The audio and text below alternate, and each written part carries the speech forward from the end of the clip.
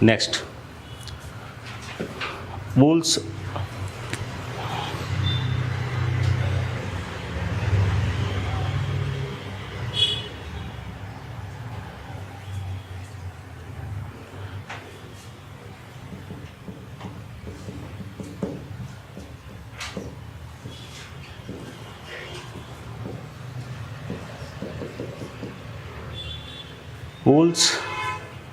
Ladeczynski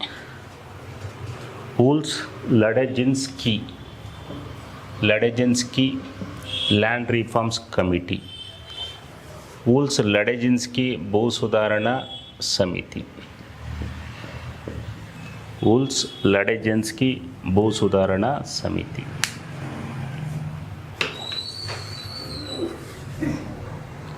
See, this was an international land reforms committee. ನೋಡಿ, ಇದೊಂದು ಅಂತಾರಾಷ್ಟ್ರೀಯ ಭೂ ಸುಧಾರಣಾ ಸಮಿತಿ. Appointed by American Ford Foundation. ಯಾರು ನೇಮಕ ಮಾಡ್ತಾರೆ? ಅಮೇರಿಕಾದ ಫೋರ್ಡ್ ಫೌಂಡೇಶನ್ ಅವರು ನೇಮಕ ಮಾಡ್ತಾರೆ. Appointed by American Ford Foundation. ಯಾವಾಗ? After second world war over. ಎರಡನೇ ಮಹಾಯುದ್ಧ ಮುಗಿಯುತ್ತೆ 1945 ಮುಗಿದ ಮೇಲೆ ನೇಮಕ ಮಾಡ್ತಾರೆ. To meet world war crisis. ಎರಡನೇ ಮಹಾಯುದ್ಧ ಆದಮೇಲೆ ಅನೇಕ ಸಮಸ್ಯೆಗಳು ಉಂಟಾಗಿರ್ತವೆ. ಆ ಸಮಸ್ಯೆಗಳ ನಿವಾರಣೆಗೋಸ್ಕರ ಫೋರ್ಡ್ ಫೌಂಡೇಶನ್ ಅವರು, ಅಮೇರಿಕಾದ ಫೋರ್ಡ್ ಫೌಂಡೇಶನ್ ಅವರು, they appointed Wool's Ladeczynski Committee. This Wool's Ladeczynski came to India. ಇವರು ಭಾರತಕ್ಕೆ ಬರ್ತಾರೆ. ಕಳಿಸ್ಕೊಟ್ಟಿದ್ದು ಯಾರು? ಅಮೇರಿಕನ್. ಇವನ್ನೆಲ್ಲ ಕಡೆನೂ ಹೋಗ್ತಾನೆ, ಇಡೀ ವಿಶ್ವದ ಎಲ್ಲ, ಆಫ್ರಿಕಾಗೆ ಹೋಗ್ತಾನೆ, ಎಲ್ಲ ಕಡೆನೂ ಹೋಗ್ತಾನೆ. ಅದೇ ಥರ ಇಂಡಿಯಾಕ್ಕೂ ಬರ್ತಾನೆ. ಯಾರು? Wool's Ladeczynski. He visited so many places. ಭಾರತಕ್ಕೆ ಬರ್ತಾನೆ. He visited ಪಂಜಾಬ್, ಮಡ್ರಾಸ್, ಕಾಶ್ಮೀರ, ಎಲ್ಲ ಕಡೆನೂ ಅವರು ಭೇಟಿ ಕೊಡ್ತಾರೆ Ladejinsky. And also visited rural areas. ಭಾರತದ ಗ್ರಾಮೀಣ ಪ್ರದೇಶಗಳಿಗೆ ಭೇಟಿ ಕೊಡ್ತಾರೆ. ಆ್ಯಂಡ್ ಈ ಸಬ್ಮಿಟೆಡ್ ರಿಪೋರ್ಟ್, ವರದಿಯನ್ನು ಕೊಡ್ತಾರೆ. ಏನು ಹೇಳ್ತಾರೆ? In its report he says he recommended green revolution to increase food production. ನೋಡಿ, ಇವ್ರ ಸಮಿತಿಯ ಶಿಫಾರಸ್ ಮೇಲೆ ಮುಂದೆ ಗ್ರೀನ್ ರೆವಲ್ಯೂಷನ್ ಆಗೋದು, ಹಸಿರು ಕ್ರಾಂತಿ. ಸೊ ಭಾರತದಲ್ಲಿ ಏನಕ್ಕೆ ಶಿಫಾರಸ್ ಮಾಡ್ತಾನೆ? ಹಸಿರು ಕ್ರಾಂತಿಗೆ ಶಿಫಾರಸ್ ಮಾಡ್ತಾರೆ. ಅವರು ಹಸಿರು ಕ್ರಾಂತಿಯ ಪ್ರಾಮುಖ್ಯತೆಯನ್ನು ಒತ್ತಿ ಹೇಳ್ತಾರೆ. ಮುಂದೆ ಅರೌಂಡ್ 1966 to 69 ಏನಾಗುತ್ತೆ? In India first green revolution started. ಮೊದಲ ಹಸಿರು ಕ್ರಾಂತಿ ಪ್ರಾರಂಭ ಆಗುತ್ತೆ. ಇದನ್ನು ಅವರು ಒತ್ತಿ ಹೇಳ್ತಾರೆ. ಯಾರು? ಲ್ಯಾಡೆಜೆನ್ಸ್ಕಿ. ಸೊ ಅದು ಕೂಡ international land reforms committee. So this are all land initiatives of land reforms before independence. ಸ್ವಾತಂತ್ರ್ಯ ಬರೋದಕ್ಕಿಂತ ಮುಂಚೆ ಇದ್ದಂಥ ರಿಫಾರ್ಮ್ಸ್ ಮತ್ತು ಹೋರಾಟಗಳು ಎಲ್ಲ. ನೆಕ್ಸ್ಟ್, ಆಫ್ಟರ್ ಇಂಡಿಪೆಂಡೆನ್ಸ್, ಸ್ವಾತಂತ್ರ್ಯ ಬಂದ ಮೇಲೆ. ಲ್ಯಾಂಡ್ ರಿಫಾರ್ಮ್ಸ್ ಆಫ್ಟರ್ ಇಂಡಿಪೆಂಡೆನ್ಸ್, ಸ್ವಾತಂತ್ರ್ಯ ನಂತರ ಭೂ ಸುಧಾರಣೆಗಳು ಏನೆಲ್ಲ ಆಗುತ್ತೆ.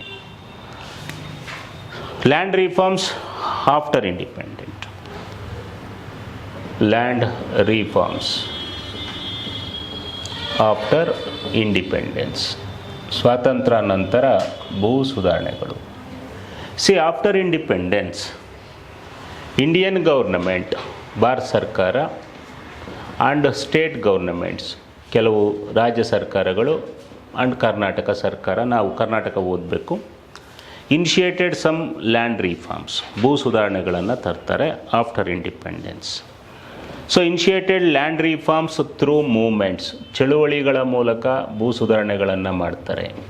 ಥ್ರೂ ಮೂವ್ಮೆಂಟ್ಸ್, ಸ್ವಾತಂತ್ರ್ಯ ನಂತರ ಕೆಲವೊಂದು ಚಳುವಳಿಗಳಾಗ್ತವೆ, ಆ ಚಳುವಳಿಯಿಂದ ಭೂ ಸುಧಾರಣೆಗಳಾಗ್ತವೆ.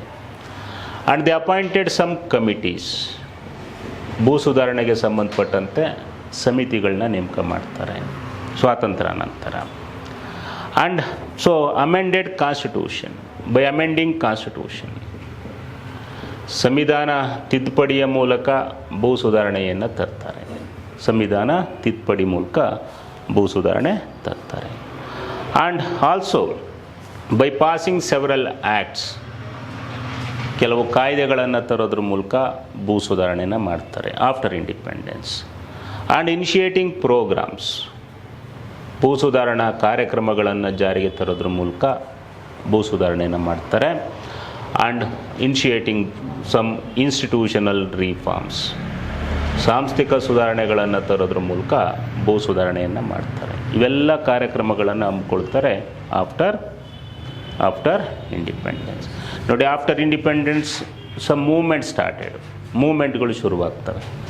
ಈಗ ಫಾರ್ ಎಕ್ಸಾಂಪಲ್ ಇಂಡಿಯಾದಲ್ಲಾದರೆ ಭೂದಾನ್ ಮೂವ್ಮೆಂಟ್, ಭೂದಾನ್ ಚಳುವಳಿ, ಅಥವಾ ಗ್ರಾಮದಾನ್ ಮೂವ್ಮೆಂಟ್ 1951, 1951ರಲ್ಲಿ ಭೂದಾನ್ ಚಳುವಳಿ ಪ್ರಾರಂಭ ಆಗುತ್ತೆ, ಅಥವಾ ಗ್ರಾಮದಾನ್ ಚಳುವಳಿ. ಅದೇ ಥರ ಕರ್ನಾಟಕದಲ್ಲಿ ಕಾಗೋಡು ಸತ್ಯಾಗ್ರಹ ಕೇಳಿದ್ದೀರಾ? ಕಾಗೋಡು ಸತ್ಯಾಗ್ರಹ.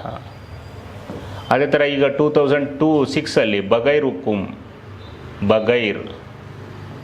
ಹುಕುಂ ಮೂವ್ಮೆಂಟ್, ಬಗೈರ್ ಹುಕುಂ ಚಳುವಳಿ, ಅದೆಲ್ಲ ಹೇಳ್ತೀನಿ, ಡೋಂಟ್ ವರಿ. ಈ ಥರ ಅನೇಕ ಚಳುವಳಿಗಳು ಪ್ರಾರಂಭ ಆಗ್ತವೆ, ಅದ್ರ ಮೂಲಕ ಭೂ ಸುಧಾರಣೆಗಳಾಗ್ತವೆ. ಆ್ಯಂಡ್ ಅಪಾಯಿಂಟೆಡ್ ಕಮಿಟೀಸ್, ನೋಡಿ ಭಾರತ ಸರ್ಕಾರ 2 ಕಮಿಟಿಗಳನ್ನ ಮಾಡುತ್ತೆ. JC ಕುಮಾರಪ್ಪ ಕಮಿಟಿ ಅಂತ ಒಂದು ಮಾಡುತ್ತೆ, ಕುಮಾರಪ್ಪ ಕಮಿಟಿ. ಗುಲ್ಜಾರಿ ಲಾಲ್ ನಂದಾ ಕಮಿಟಿ, ಆ ಥರ ಕಮಿಟಿಗಳನ್ನ ಮಾಡಿ ಭೂ ಸುಧಾರಣೆಗಳನ್ನು ಮಾಡ್ತಾರೆ. ಆ್ಯಂಡ್ ಅಮೆಂಡಿಂಗ್ ಕಾನ್ಸ್ಟಿಟ್ಯೂಷನ್, ಸಂವಿಧಾನ ತಿದ್ದುಪಡಿಯ ಮೂಲಕ. ಅದರಲ್ಲಿ ಅವನು ಫಸ್ಟ್ ಅಮೆಂಡ್ಮೆಂಟ್ ಆ್ಯಕ್ಟ್, ಸಂವಿಧಾನದ ಮೊದಲನೇ ಸಂವಿಧಾನ ತಿದ್ದುಪಡಿ. ಏನು ಮಾಡ್ತಾರೆ? ಅಬಾಲಿಷ್ಡ್ ಜಮೀನ್ದಾರಿ ಸಿಸ್ಟಮ್, ಹೌದಲ್ಲ? ಅದರಲ್ಲಿ ಘೋಷಣೆ ಮಾಡ್ತಾರೆ, tiller is the owner of the land, ಉಳುವವನೇ ಭೂಮಿಯ ಒಡೆಯ. ಅದು ನೆಕ್ಸ್ಟ್. ಇನ್ನೊಂದು ಯಾವ ಅಮೆಂಡ್ಮೆಂಟು? 44th amendment act. ಏನು ಮಾಡ್ತಾರೆ? 44th ಅಮೆಂಡ್ಮೆಂಟ್ ಆ್ಯಕ್ಟ್ 1951 ತರ್ತಾರೆ, ಇದು 1978. ಏನು ಮಾಡ್ತಾರೆ? ರೈಟ್ ಟು ಪ್ರಾಪರ್ಟಿ ಅದನ್ನು ತೆಗಿತಾರೆ. ರೈಟ್ ಟು ಪ್ರಾಪರ್ಟಿಯನ್ನು ಮೂಲಭೂತ ಹಕ್ಕಿನಿಂದ ತೆಗಿತಾರೆ. ಆ್ಯಂಡ್ ರೈಟ್ ಟು ಪ್ರಾಪರ್ಟಿ ಅದು ತೆಗೆದುಬಿಟ್ಟು ರೈಟ್ ಟು ಪ್ರಾಪರ್ಟಿನ ಲೀಗಲ್ ರೈಟ್ ಮಾಡ್ತಾರೆ. ಅಂಡರ್ ಆರ್ಟಿಕಲ್ 308A ತಗೊಂಡೋಗಿ ಇಡ್ತಾರೆ, ಹೌದಲ್ಲ? ಸೊ ಮೂಲಭೂತ ಹಕ್ಕನ್ನು ತೆಗೆದುಬಿಟ್ಟು ಕಾನೂನಾತ್ಮಕ ಹಕ್ಕನ್ನಾಗಿ ಮಾಡ್ತಾರೆ. ಈ ಥರ ತಗೊಂಬರ್ತಾರೆ. ಇನ್ನು ಆ್ಯಕ್ಟ್ಸು, ಕೆಲವು ಕಾಯ್ದೆಗಳನ್ನು ಪಾಸ್ ಮಾಡ್ತಾರೆ. ಫಾರ್ ಎಕ್ಸಾಂಪಲ್ ವೆಸ್ಟ್ ಬೆಂಗಾಲ್, ಪಶ್ಚಿಮ ಬಂಗಾಳ ಸರ್ಕಾರ ಪಾಸ್ ಮಾಡುತ್ತೆ, ರಾಜಸ್ಥಾನ ಪಾಸ್ ಮಾಡುತ್ತೆ, ಕರ್ನಾಟಕದವರು ಪಾಸ್ ಮಾಡ್ತಾರೆ. 1964 ಕರ್ನಾಟಕ ಲ್ಯಾಂಡ್ ರೆವಿನ್ಯೂ ಆ್ಯಕ್ಟ್. ಅರ್ಥ ಆಗ್ತಿದೆಯಾ? ಈ ಥರ ಎಲ್ಲ ಆಂಧ್ರದವರು ಪಾಸ್ ಮಾಡ್ತಾರೆ, 1957 ಪಾಸ್ ಮಾಡ್ತಾರೆ. ಈ ಥರ ಕಾಯ್ದೆಗಳನ್ನು ತರ್ತಾರೆ. ಕರ್ನಾಟಕದಲ್ಲಿ ಯಾವುದು ಬರುತ್ತೆ? ಭೂ ಸುಧಾರಣೆಗೆ ಸಂಬಂಧಪಟ್ಟಂತೆ ಕರ್ನಾಟಕ ಭೂ ಸುಧಾರಣಾ ಕಾಯ್ದೆ 1964. ಅದೇ ಥರ ಪ್ರೋಗ್ರಾಮ್ಸ್, ಕೆಲವು ಕಾರ್ಯಕ್ರಮಗಳನ್ನು ತೆಗೆದುಕೊಬಂದು ಭೂ ಸುಧಾರಣೆ ಮಾಡ್ತಾರೆ. ಅದರಲ್ಲಿ ಯಾವ್ಯಾವುದು? CDP, community development program.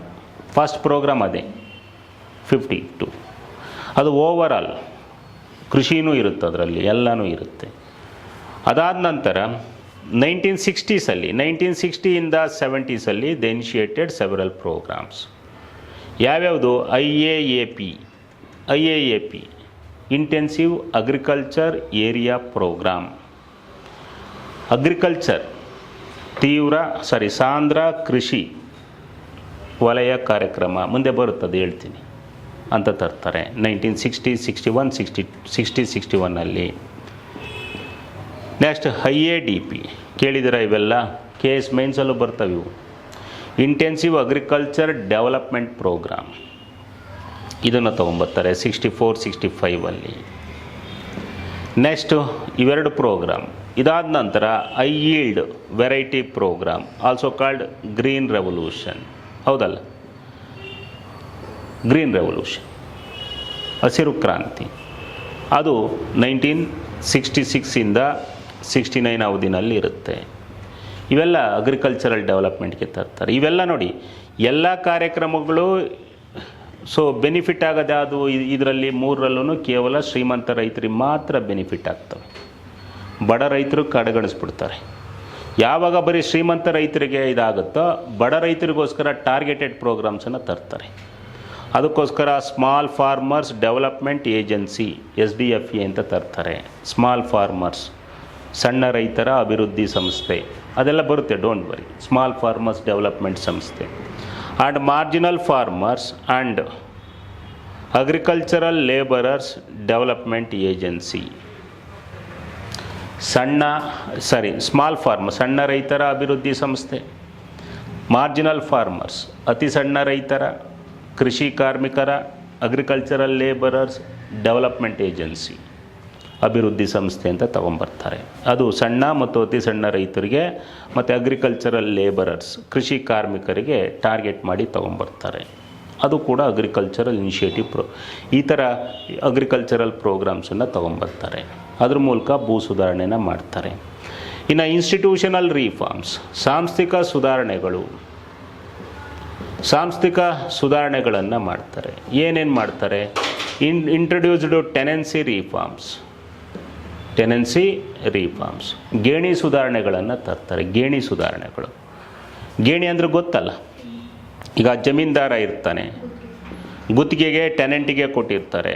ಟೆನೆಂಟು ಇವನನ್ನು, ಈ ಜಮೀನ್ದಾರ ಇವನಿಗೆ ಎಷ್ಟು ಟ್ಯಾಕ್ಸ್ ಕೊಡಬೇಕು ಅಂತ ಫಿಕ್ಸ್ ಮಾಡ್ತಾರೆ. ಮೊದಲು ಫಿಕ್ಸ್ ಇರಲ್ಲ, ಈ ಟೆನೆನ್ಸಿನಲ್ಲಿ ಫಿಕ್ಸ್ ಮಾಡ್ತಾರೆ. ಸಪೋಸ್ ಈ ಜಮೀನ್ದಾರನ ಹೊಲದಲ್ಲಿ ಇವನೇನಾದರೂ 6 ವರ್ಷ ಕಂಟಿನ್ಯೂಸ್ ಆಗಿ ಕೆಲಸ ಮಾಡಿದ್ರೆ ಗೊತ್ತಲ್ಲ, ಈ ಜಮೀನ್ದಾರ ಏನಾದರೂ ಭೂಮಿಯನ್ನು ಮಾರೋದಕ್ಕೆ ಇಚ್ಛೆ ಪಟ್ಟರೆ ಫಸ್ಟ್ ಇವನಿಗೆ ಕೊಡಬೇಕು ಆ ಭೂಮಿನ.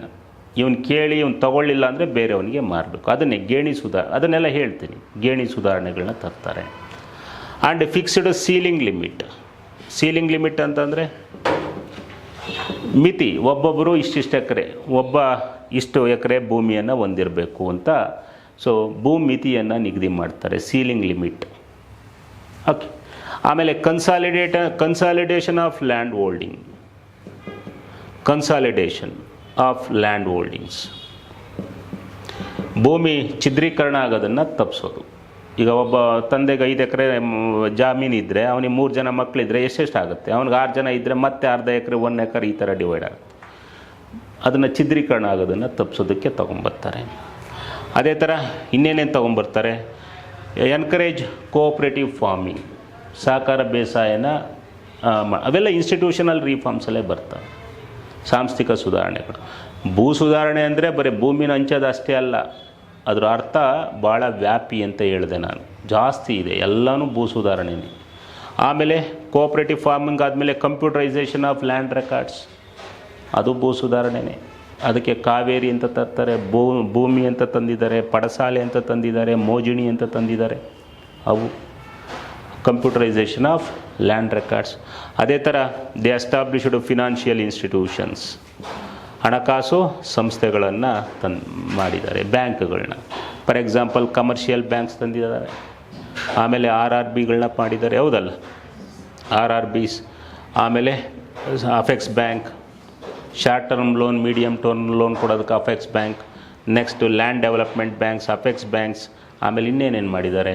DCC banks. ಆಮೇಲೆ ಪ್ರೈಮರಿ ಅಗ್ರಿಕಲ್ಚರ್ ಕೋಆಪ್ರೇಟಿವ್ ಸೊಸೈಟೀಸ್. ಅದೇ ಥರ NABARD, NA, BA, RD, NABARD 1982ನಲ್ಲಿ Sivaraman ಸಮಿತಿ ಶಿಫಾರಸ್ ಮೇಲೆ.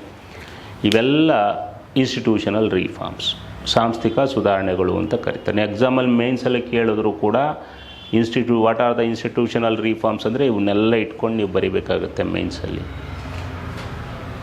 ಓಕೆ, ಇವನ್ನ ಸಾಂಸ್ಥಿಕ ಸುಧಾರಣೆಗಳು ನೋಡಿ. ಇವೆಲ್ಲದ್ರ ಮೂಲಕ ಭೂ ಸುಧಾರಣೆಗಳನ್ನು ತರ್ತಾರೆ. ಇವನ್ನೆಲ್ಲ ಓವರಾಲಾಗಿ ಅಧ್ಯಯನ ಮಾಡಿದ್ರೆ ಲ್ಯಾಂಡ್ ರಿಫಾರ್ಮ್ಸ್ ಆಫ್ಟರ್ ಇಂಡಿಪೆಂಡೆನ್ಸ್, ಸ್ವಾತಂತ್ರ್ಯ ನಂತರ ಭೂ ಸುಧಾರಣೆಗಳು. ಓಕೆ, ತಗೊಳ್ಳ ಅಥವಾ ಬ್ರೇಕ್ ಏನಾದರೂ ಕೊಡಬೇಕಾ? ಬ್ರೇಕ್ ಬೇಕಾ? ಕಂಟಿನ್ಯೂ ಮಾಡಲಾ? ಫಸ್ಟ್ ಯಾವುದು? Moments.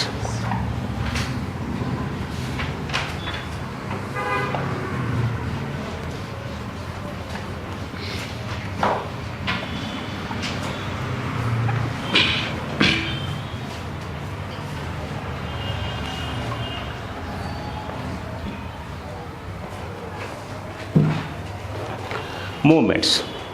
See, after independence, first movement started with respect to land reforms. ಯಾವುದು? ಭೂದಾನ್ ಮೂವ್ಮೆಂಟ್. ಭೂದಾನ್ ಚಳುವಳಿ ಅಂತ ಪ್ರಾರಂಭ ಆಗುತ್ತೆ. ಭೂದಾನ್ movement, also called ಗ್ರಾಮದಾನ್ movement. Bhoodan ಚಳುವಳಿ ಅಥವಾ ಗ್ರಾಮದಾನ್ ಚಳುವಳಿ started in 1951, started by ಆಚಾರ್ಯ ವಿನೋಬಾ ಭಾವೆ. ಆಚಾರ್ಯ ವಿನೋಬಾ ಭಾವೆ ಅವರು ಶುರು ಮಾಡ್ತಾರೆ.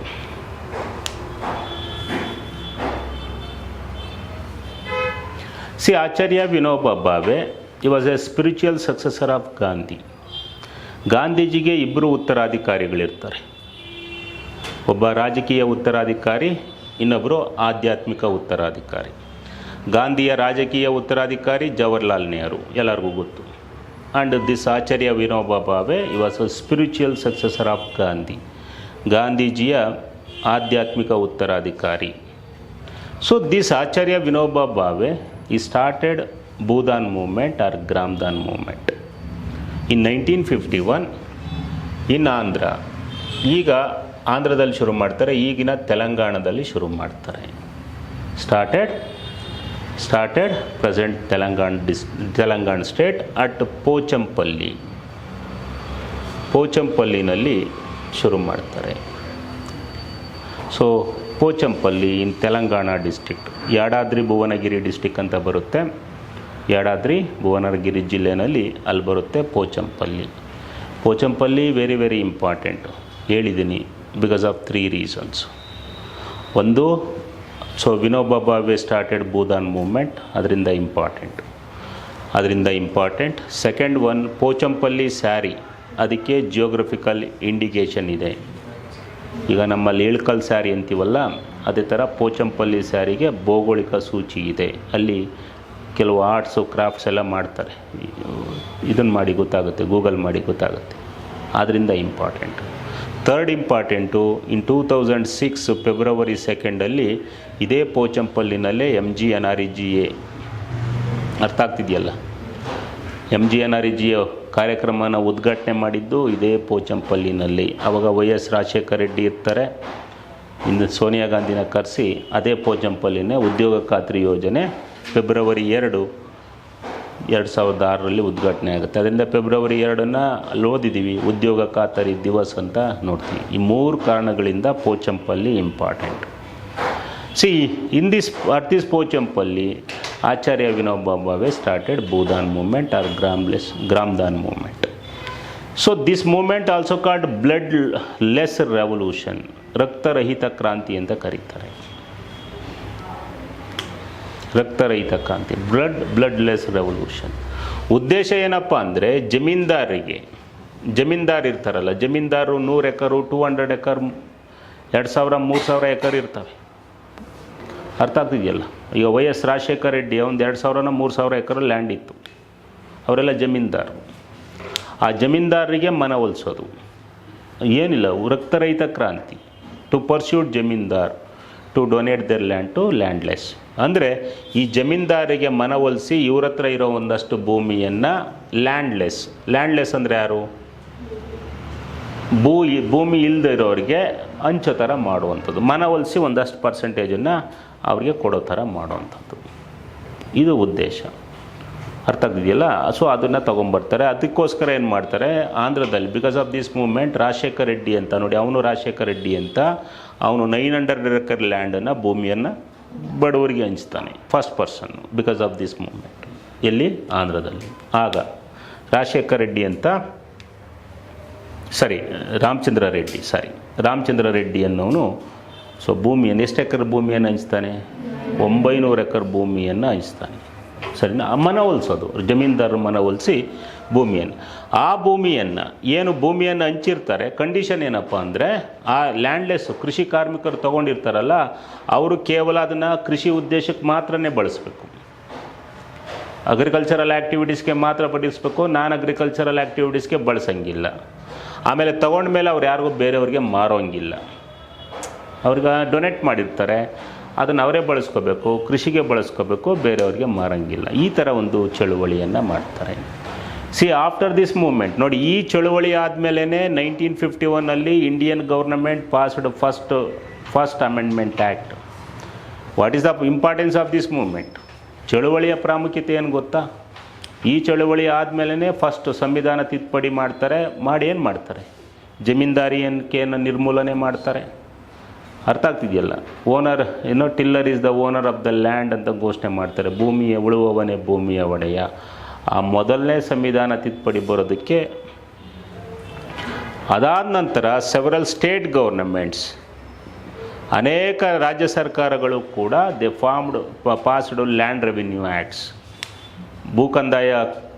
ಭೂ ಸುಧಾರಣಾ ಕಾಯ್ದೆಗಳನ್ನು ತೊಗೊಂಬರ್ತವೆ. ಈ ಕಾಯ್ದೆಯಿಂದಾಗಿ ವೆಸ್ಟ್ ಬೆಂಗಾಲ್ನವ್ರು ತೊಗೊಂಬರ್ತಾರೆ, ರಾಜಸ್ಥಾನದಲ್ಲಿ ತರ್ತಾರೆ, ಕರ್ನಾಟಕದಲ್ಲಿ ತರ್ತಾರೆ. ಅವಕ್ಕೆಲ್ಲ ಇನ್ಫ್ಲೂಯೆನ್ಸ್ ಯಾರ್ದು? ಭೂದಾನ್ ಮೂವ್ಮೆಂಟ್. ಅದು ಭೂದಾನ್ ಚಳುವಳಿಯ ಪ್ರಾಮುಖ್ಯತೆ. ಸೊ ಅದರಿಂದ ಅದು ಇಂಪಾರ್ಟೆಂಟ್. ನೆಕ್ಸ್ಟ್, ಇನ್ 1948 1948ರಲ್ಲಿ annual Congress session held in the month of December. ಹಿಸ್ಟ್ರಿನಲ್ಲಿ ಓದಿರ್ತೀರ, ಕಾಂಗ್ರೆಸ್ ಅಧಿವೇಶನಗಳು ನಡೀತಾ ಇರುತ್ತೆ ಡಿಸೆಂಬರ್ ತಿಂಗಳಲ್ಲಿ. ಸೊ 1948ರಲ್ಲಿ ಕಾಂಗ್ರೆಸ್ನ ಅಧಿವೇಶನ ಡಿಸೆಂಬರ್ ತಿಂಗಳಲ್ಲಿ ಜೈಪುರದಲ್ಲಿ ನಡೆಯುತ್ತೆ. ಎಲ್ಲಿ ನಡೆಯುತ್ತೆ? Held at Jaipur. President of this session was Pattabhi Sitaramayya. ಯಾರು ಇದರ ಅಧ್ಯಕ್ಷ ಆಗ್ತಾರೆ? Pattabhi Sitaramayya. At this Congress session Congress adopted initiative, ಕೆಲವೊಂದನ್ನು ಅಂಗೀಕರಿಸ್ಕೊಳ್ಳುತ್ತೆ with respect to land reforms. ಭೂ ಸುಧಾರಣೆಗಳಿಗೆ ಸಂಬಂಧಪಟ್ಟಂತೆ ಕೆಲವೊಂದು ನಿರ್ಣಯಗಳನ್ನು ತೆಗೆದುಕೊಳ್ಳುತ್ತೆ. ಸೊ ಪಾಸ್ಡ್ ರೆಸಲ್ಯೂಷನ್ ಏನು? Congress passed resolution to abolish zamindari system. ಈ ಅಧಿವೇಶನದಲ್ಲಿ, ಜೈಪುರ ಅಧಿವೇಶನದಲ್ಲಿ ಜಮೀನ್ದಾರಿ ಪದ್ಧತಿಯ ನಿರ್ಮೂಲನೆಗೆ ಸಂಬಂಧಪಟ್ಟಂತೆ ನಿರ್ಣಯಗಳನ್ನು ಪಾಸ್ ಮಾಡುತ್ತೆ Congress. Abolition of zamindari system and passed resolution on cooperative farming, ಸಹಕಾರಿ ಬೇಸಾಯ. Passed resolution on land limit ಅಂತಂದರೆ ಭೂಮಿತಿ. ಒಬ್ಬೊಬ್ಬರಿಗೆ ಒಂದು ತಲೆಗೆ ಇಷ್ಟು ಇರಬೇಕು ಅಂತ ಭೂಮಿತಿ ಬಗ್ಗೆ ರಿಫಾರ್ಮ್ಸನ್ನು ಮಾಡುತ್ತೆ. And consolidation of land holdings, ಭೂ ಹಿಡುವಳಿ ಕ್ರೋಢೀಕರಣ. ನೋಡಿ, ಭೂ ಹಿಡುವಳಿ ಕ್ರೋಢೀಕರಣಕ್ಕೆ ಸಂಬಂಧಪಟ್ಟಂತೆ ಅದು ಶಿಫಾರಸನ್ನು ಮಾಡುತ್ತೆ. ನಿರ್ಣಯಗಳನ್ನು ಪಾಸ್ ಮಾಡ್ತಾರೆ. ಯಾವ ಇದರಲ್ಲಿ ಈ ಥರ ಸೆಷನ್ಸನ್ನು ನಿಮಗೆ ಎಕ್ಸಾಮಲ್ಲಿ ಕೇಳ್ತಾರೆ. ಅರ್ಥ ಆಗ್ತಿದೆಯಲ್ಲ? ನೆಕ್ಸ್ಟ್ ಅದಾದಮೇಲೆ government appointed A committee. JC Kumarappa, not government, Congress party. JC Kumarappa committee, Kumarappa ಸಮಿತಿ ಅಂತ ಒಂದು ಸಮಿತಿಯನ್ನು ನೇಮಕ ಮಾಡ್ತಾರೆ ಇನ್ 1949. In 1949 Congress party appointed land reform committee, ಭೂ ಸುಧಾರಣಾ ಸಮಿತಿ ಅಂತ ಒಂದು ಸಮಿತಿಯನ್ನು ನೇಮಕ ಮಾಡುತ್ತೆ. ಯಾರು ನೇಮಕ ಮಾಡ್ತಾರೆ? ಕಾಂಗ್ರೆಸ್ ಪಕ್ಷ ನೇಮಕ ಮಾಡುತ್ತೆ. Party appointed this committee under the chairmanship of Kumarappa. So it submitted recommendations, ಸಮಿತಿ ಶಿಫಾರಸುಗಳು. ಇದು ಅಷ್ಟೇ. ಏನು ಹೇಳುತ್ತೆ? It recommended to abolish zamindari system. ಈ ಸಮಿತಿನೂ ಕೂಡ ಜಮೀನ್ದಾರಿ ಪದ್ಧತಿಯನ್ನು ನಿರ್ಮೂಲನೆ ಮಾಡಬೇಕು ಅಂತ ಹೇಳುತ್ತೆ. And recommended to declare tiller is the owner of the land. ಉಳುವವನೇ ಭೂಮಿಯ ಒಡೆಯನನ್ನಾಗಿ ಮಾಡಬೇಕು. ಉಳುವವನೇ ಭೂಮಿಯ ಒಡೆಯ.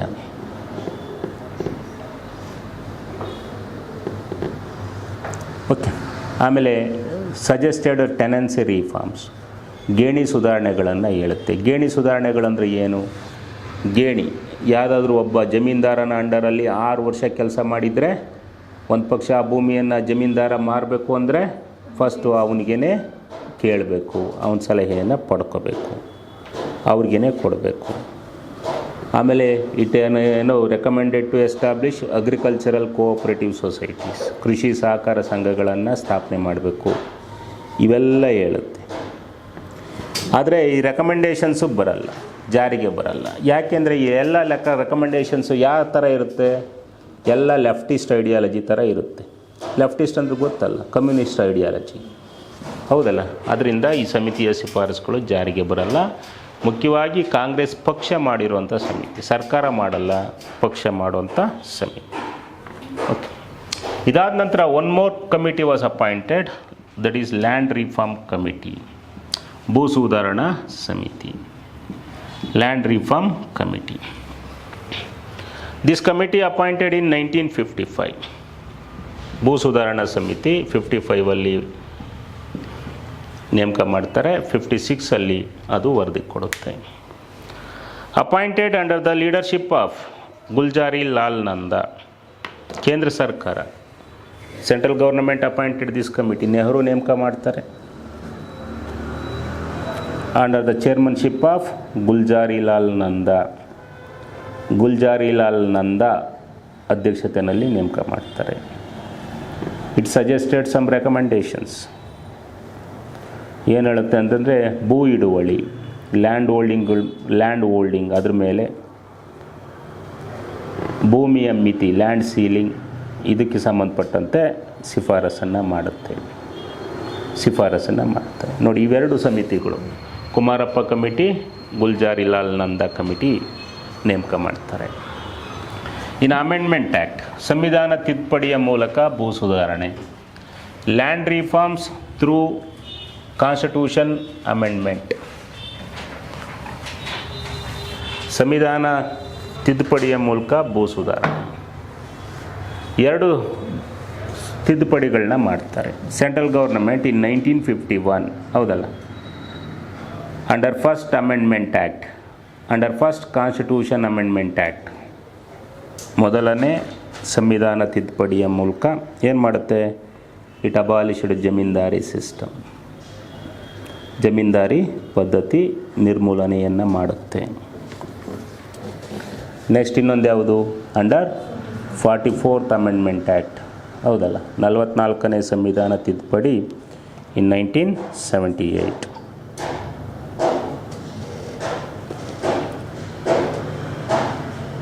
It removed right to property from fundamental rights list, ಹೌದಲ್ಲ, ಮೂಲಭೂತ ಹಕ್ಕುಗಳ ಪಟ್ಟಿಯಿಂದ ಆಸ್ತಿ ಹಕ್ಕನ್ನು ತೆಗೆದುಹಾಕುತ್ತೆ. ಯಾಕೆ ತೆಗೆಯುತ್ತೆ ಆಸ್ತಿ ಹಕ್ಕನ್ನು? ಎಸ್, ಡೆವಲಪ್ಮೆಂಟ್ ಈಗ ನಿಮ್ಮ ಭೂಮಿಯನ್ನು ವಶಪಡಿಸ್ಕೊಳ್ಳೋಕ್ಕಾಗಲ್ಲ, ಯಾಕೆಂದರೆ ಅದು ಮೂಲಭೂತ ಹಕ್ಕಾಗಿದ್ದರೆ. ಅಂಡರ್ ಆರ್ಟಿಕಲ್ 32 ಮೂಲಕ ಅವ್ನು ರಿಟರ್ನ್ ಹೋಗ್ಬೋದಾಗಿರುತ್ತೆ, ಮೂಲಭೂತ ಹಕ್ಕಾಗಿರುತ್ತೆ. ಈಗ ರಸ್ತೆ ನಿರ್ಮಾಣ ಮಾಡಬೇಕು, ಸೇತುವೆ ನಿರ್ಮಾಣ ಮಾಡಬೇಕು, ಡೆವಲಪ್ಮೆಂಟ್ ವರ್ಕಿಗೆ ಕೆಲವೊಂದು ಕಡೆ ವಶಪಡಿಸ್ಕೊಳ್ಳೇಬೇಕಾಗುತ್ತೆ ಭೂಮಿಯನ್ನು. ಅದು ಮೂಲಭೂತ ಹಕ್ಕಾಗಿದ್ದರೆ ಕೇಸ್ ಆಗುತ್ತೆ, ಆಗಲ್ಲ. ಅದಕ್ಕೋಸ್ಕರ ಏನು ಮಾಡ್ತಾರೆ, ಅದನ್ನು ತೆಗೆದುಬಿಟ್ಟು ಲೀಗಲ್ ರೈಟ್ಸ್ ಮಾಡ್ತಾರೆ, ಕಾನೂನಾತ್ಮಕ ಹಕ್ಕನ್ನು ಮಾಡ್ತಾರೆ. ಅಂಡರ್ ಆರ್ಟಿಕಲ್ 300A ಕಾನೂನಾತ್ಮಕ ಹಕ್ಕು ಅಂದರೆ ಈಗ ಭೂಮಿಯನ್ನು ವಶಪಡಿಸ್ಕೋಬೋದು, ಆದರೆ ಮಾರ್ಕೆಟ್ ರೇಟ್ ಏನಿದೆಯೋ ಅದನ್ನು ಕೊಡಬೇಕು, ವ್ಯಾಲ್ಯೂ. ಇನ್ ಕೇಸ್ ಕಡಿಮೆ ಕೊಟ್ಟರೆ ಕಾನೂನಾತ್ಮಕ ಹಕ್ಕಾಗಿದೆ, ಲೀಗಲ್ ರೈಟ್ಸ್ ಆಗಿದೆ, ಕೋರ್ಟಲ್ಲಿ ಕೇಸ್ ಹಾಕ್ಕೋಬೋದು. ಅರ್ಥ ಆಗುತ್ತೆ. ಸರ್ಕಾರ ವಶಪಡಿಸ್ಕೋಬೋದು, ಆದರೆ ಮಾರ್ಕೆಟ್ ರೇಟ್ ಏನಿದೆಯೋ ಅದನ್ನು ಕೊಡಬೇಕು, ಕೊಡಲಿಲ್ಲ ಅಂದರೆ ಕೇಸ್ ಹಾಕ್ಕೋಬೋದು. ಅದಕ್ಕೆ ಕಾನೂನಾತ್ಮಕ ಹಕ್ಕನ್ನಾಗಿ ಮಾಡಿದ್ದಾರೆ. ನೆಕ್ಸ್ಟ್, ಕಾಯ್ದೆಗಳ ಮೂಲಕ, ಲ್ಯಾಂಡ್ ರಿಫಾರ್ಮ್ಸ್ ಥ್ರೂ ಆ್ಯಕ್ಟ್ಸ್, ಕಾಯ್ದೆಗಳ ಮೂಲಕ ಭೂ ಸುಧಾರಣೆ. ಸೊ ನೋಡಿ, after independence many state government passed several land revenue acts. ರಾಜ್ಯ ಸರ್ಕಾರಗಳು ಭೂ ಸುಧಾರಣಾ ಕಾಯ್ದೆನ ತೊಗೊಂಬರ್ತವೆ. ಅದರಲ್ಲಿ ಹಿಮಾಚಲ ಪ್ರದೇಶ 1954ಅಲ್ಲಿ ಲ್ಯಾಂಡ್ ರಿಫಾರ್ಮ್ಸ್ ಆ್ಯಕ್ಟನ್ನು ತೊಗೊಂಬರುತ್ತೆ, ಭೂ ಸುಧಾರಣಾ ಕಾಯ್ದೆ. ಹಿಮಾಚಲ ಪ್ರದೇಶ 1954. ವೆಸ್ಟ್ ಬೆಂಗಾಲ್ 1955.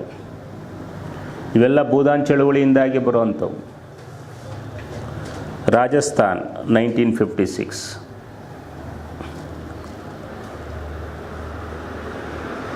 ಮಧ್ಯಪ್ರದೇಶ್ 1959.